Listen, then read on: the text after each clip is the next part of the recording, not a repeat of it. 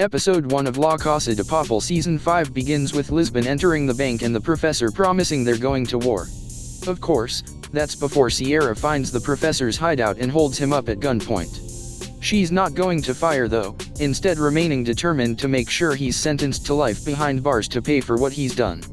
With the two sides at a standoff, the professor's predictions come true, and Lisbon is well prepared for this.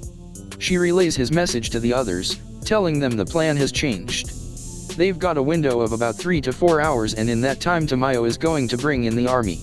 He rings his contact, Sagasta, and orders the man to jump into the fray along with his operational team. If that wasn't bad enough, the situation with Arturo drives a wedge between the group. Honestly, how this guy is still alive is beyond me. Anyway, the situation has turned desperate, with the plan now focusing on extraction rather than holding out for the gold. Following Nairobi's death, everything is poised on a knife edge.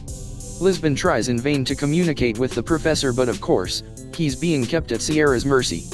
Unfortunately, this also means Sierra is aware that Raquel is inside the bank. This gives her enough ammunition to interrogate the professor, holding a gun up to him and shooting the man in the thigh. As blood oozes down his leg, Sierra goes one step further, suspending the professor over a precarious edge, forcing him to speak and divulge his entire plan. Well, the professor refuses to speak and in fact, goads her on to fire. "I'd love to," she whispers, leaving him suspended while walking away. In the middle of all this chaos, there's a really nice moment between Tokyo and Lisbon. With the latter in the bath, she reflects on the romantic implications of the professor doing everything he could to get her into the National Trust. Given Tokyo's past, involving her partner Renee killed during the heist prior to Season 1 beginning, she understands that same sense of sacrifice. During flashbacks we see more of Berlin's past too, meeting his son Raphael and walking with him through the quaint streets of Copenhagen. As they sit down to eat together, following a run-in with Berlin's wife Tatiana, he propositions the boy to join in the heist as an engineer. As Berlin puts it, he's offering up a guaranteed path to liberation.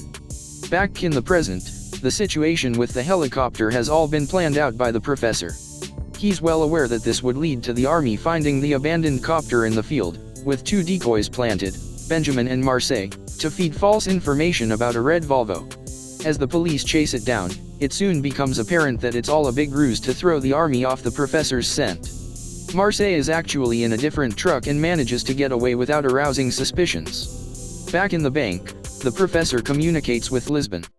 He tells her and the gang that there's no extraction, and just like that, Inspector Sierra speaks up. A knot forms in all their stomachs as they realize the noose is tightening around them all.